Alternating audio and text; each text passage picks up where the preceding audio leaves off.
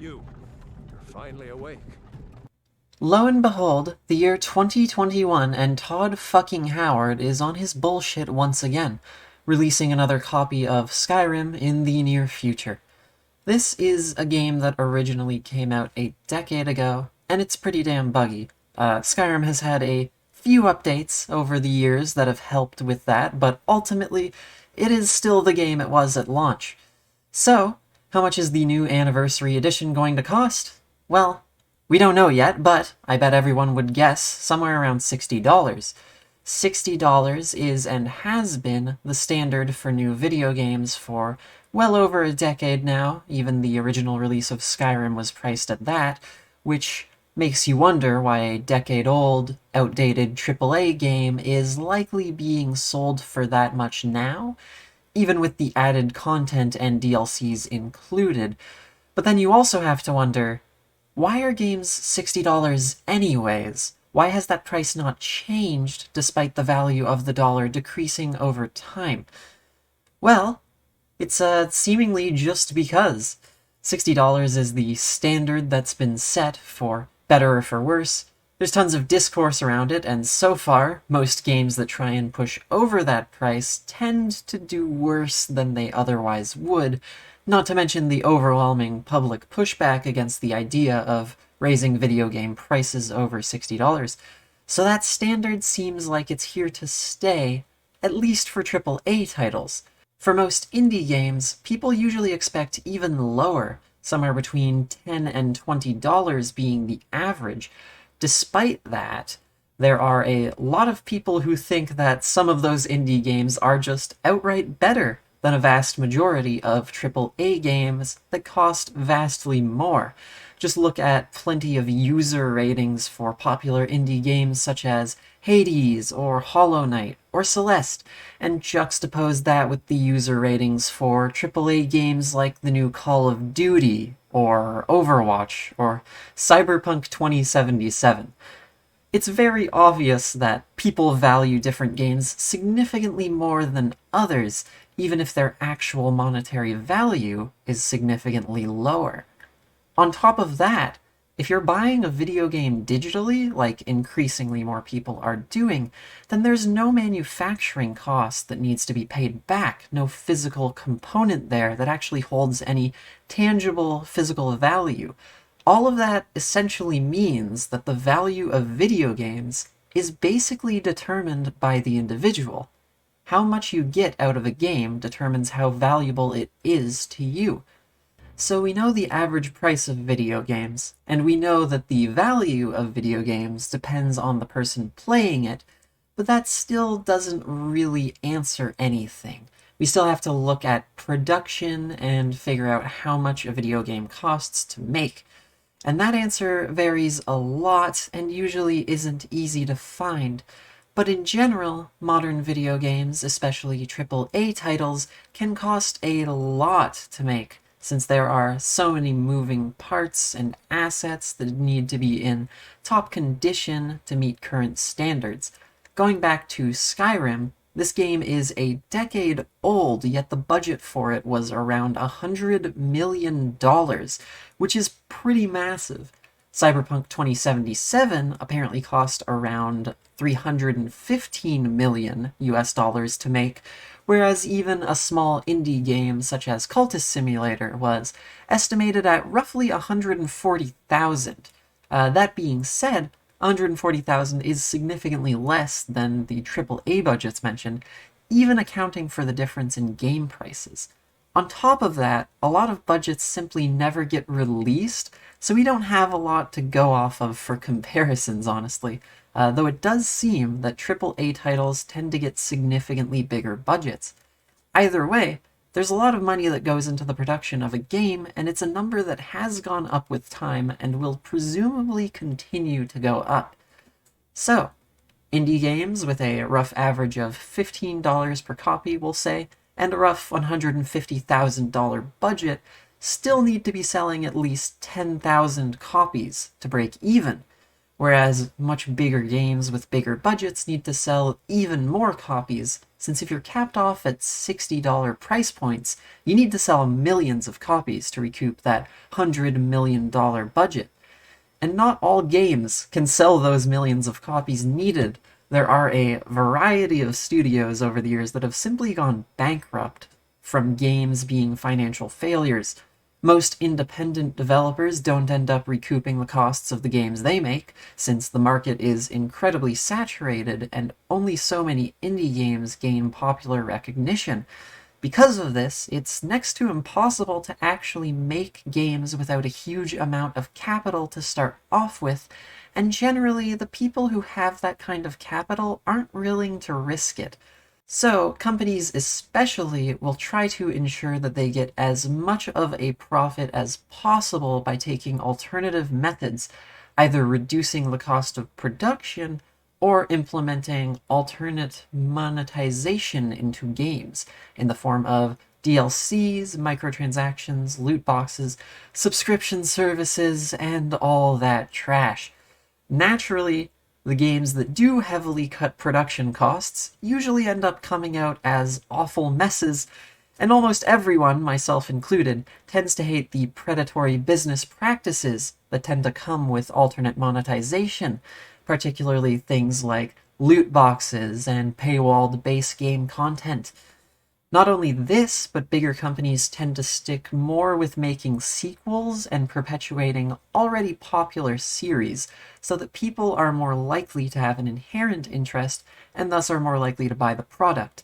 So, the business is risky, and larger companies tend to promote stagnation and repetition in game design to lower risks.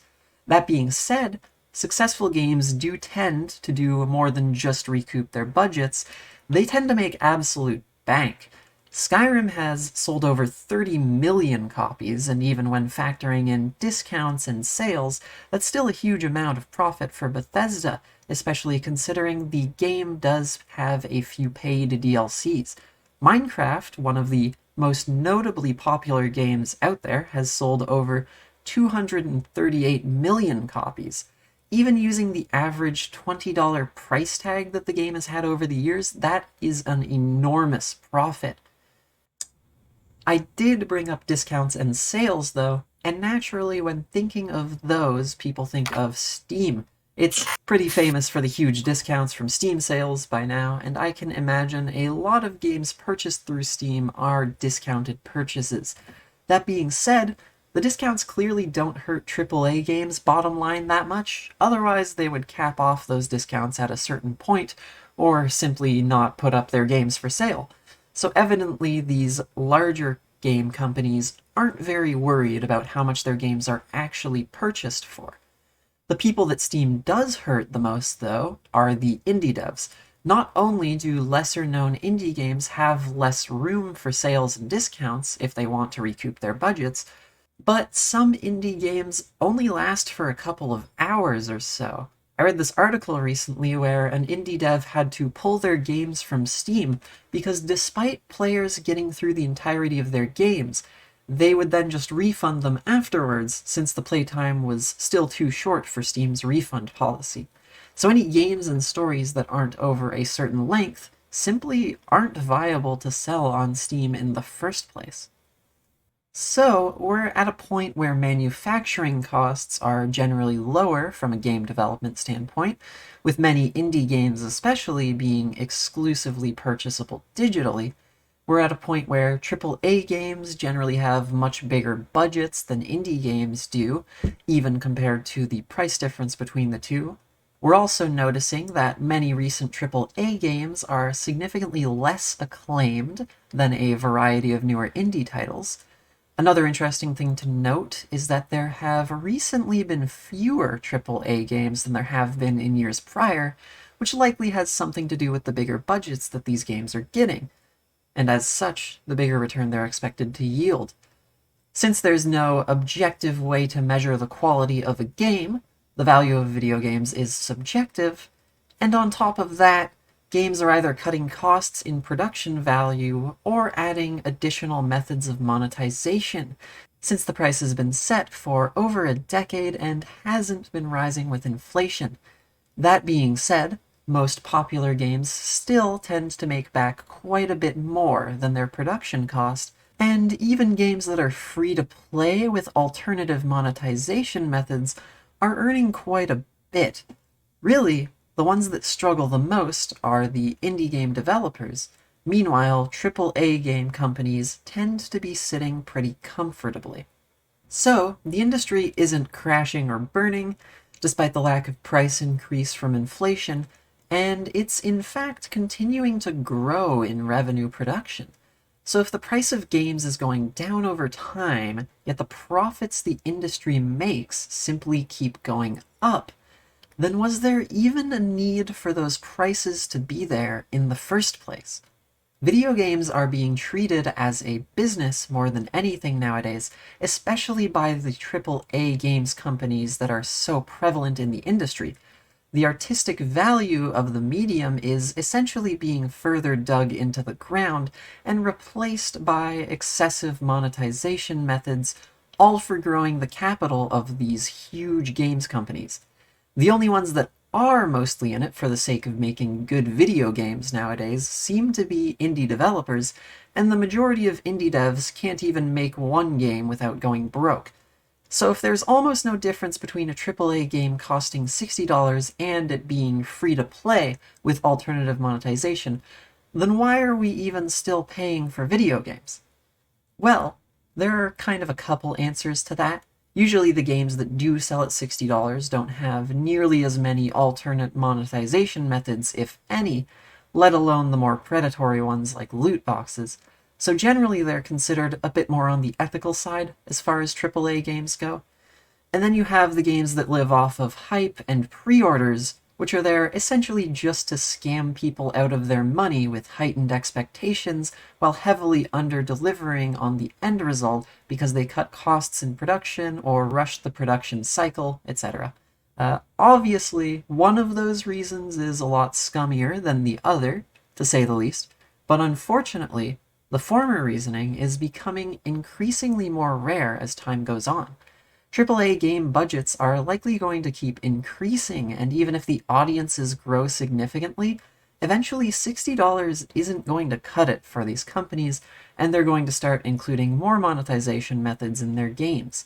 This isn't all that bad, since it does mean that games living exclusively off of hype and pre-order scamming are going to be significantly less financially viable over time, but alternative monetization methods are all but guaranteed to become a staple. And really, the underlying issue here is capitalism, an economic system that promotes and propagates greed that pushes for infinite growth is naturally going to lead to video game corporations striving for huge profits, even when they really don't need to be making nearly as much money as they do to simply continue making good games. I'd say that, given everything I've talked about in this video, profit motivation is actively ruining the quality of modern AAA games, which is why so many people are turning to indie games nowadays. And it probably doesn't even need to be said, but infinite growth simply isn't a tenable goal so long as there are finite resources. One of the biggest faults with capitalism is that it's a system where people absolutely need money simply to survive. So if you want to spend your time making video games, then you're going to have to find a way to profit by doing so, or you're going to be forced to focus on survival first, and thus make your money elsewhere. Ultimately, video games are an art form, and as such they share the issues that any other art does under capitalism. If it isn't heavily monetizable and accessible to the highest number of people possible, then it's simply going to sell worse. And as such, anything that doesn't perpetuate monetization will get pushed to the side. As such, the incentive to make actually good games is significantly less prevalent than the incentive to make more monetizable games. In a more ideal world, where people wouldn't need to struggle for survival, it's entirely possible that the focus of video games would shift more towards actual quality and artistic value, as opposed to being entirely profit-driven. More indie devs would actually be able to make games and wouldn't be under nearly as much stress to survive while doing so, nor would they have worse budgeting conditions as tends to be the case now. And larger studios would likely be able to make some genuinely amazing material with the budgets that they get. Under ideal economic conditions, I'd go so far as to say video games shouldn't actually cost anything at all.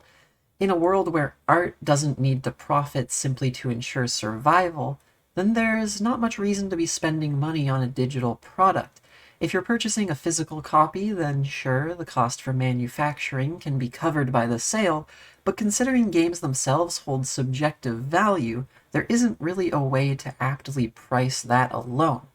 Thus it seems most fitting to let those that actually enjoy the games either support the development team behind it directly via donations and buying related physical merchandise, or indirectly through alternate monetization in-game.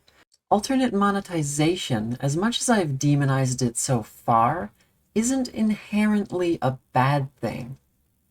But there are many methods that are immoral, and as such, it's something that you need to watch.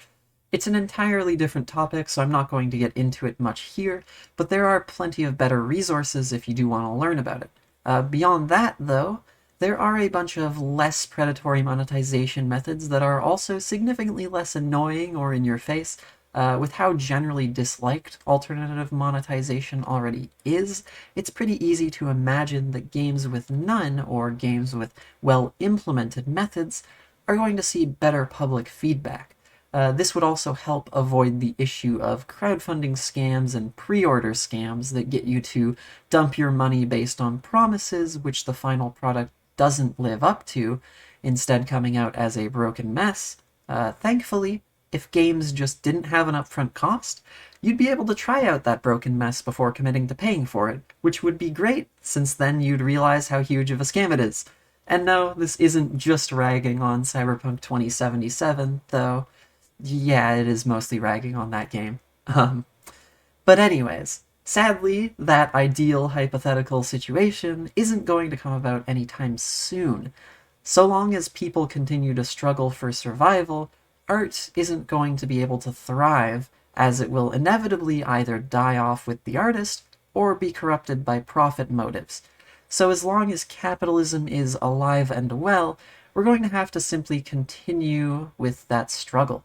And unfortunately, it will absolutely continue to mar the quality of video games as time goes on. The best thing we can do as individuals, really, is to make as much noise about it as possible, and be as caustically unaccepting of predatory capitalist bullshit as possible. And perhaps one day, we'll all be free of this absolute hell. But, until then, I'm gonna go play some Skyrim. Wait, hold the fuck on. What? Excuse me? What the actual fuck do you mean next-gen games are costing $70 now?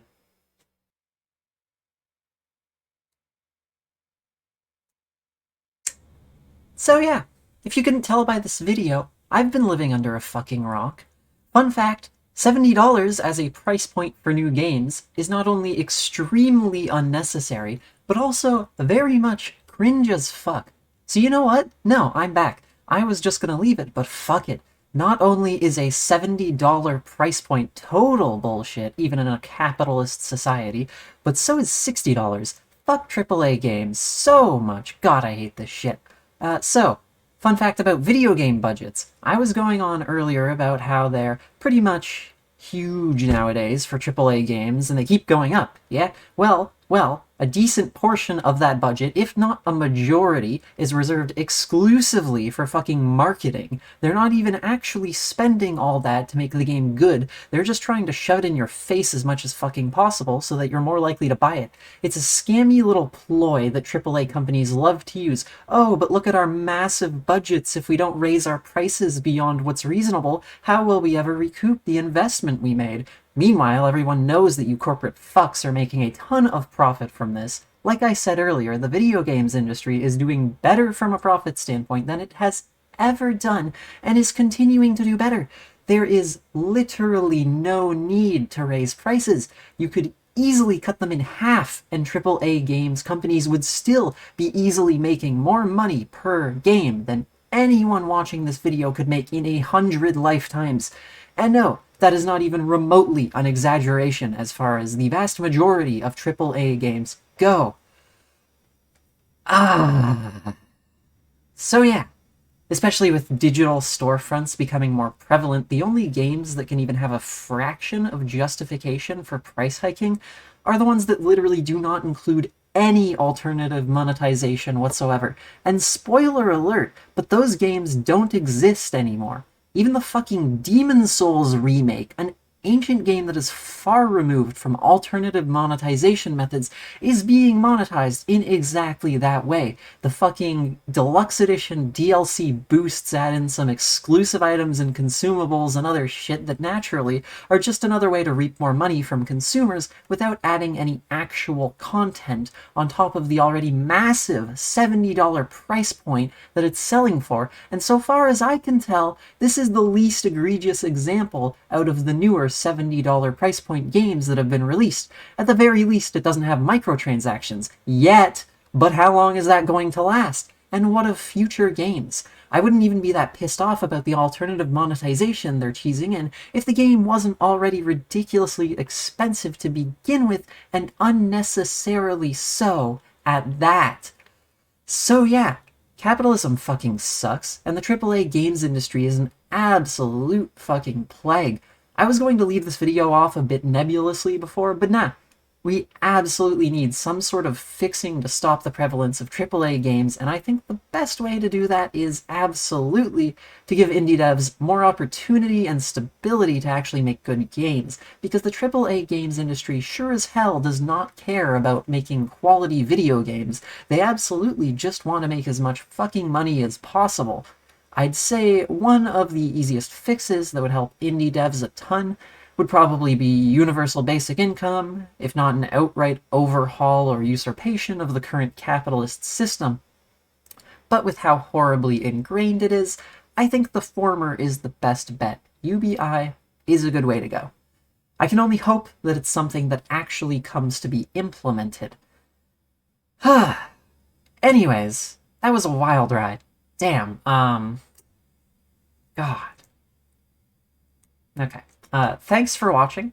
Sorry for that weird fake-out ending earlier, and yes, I'm entirely aware that the Jim Sterling YouTube channel put out a video that touches on similar topics with a similar end goal and solution. I'm painfully aware that they released it even after I had already finished the fucking script for this. They are a thief and a fraud and a hack, and 10,000% just copied my script when I wasn't looking. I can guarantee it.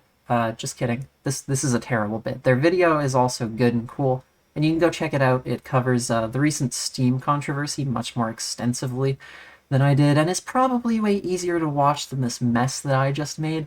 I'll link it somewhere, I'm sure. But anyways, thanks for checking out my weird video game tangent. God, do I love video games, and God, do I hate video game companies.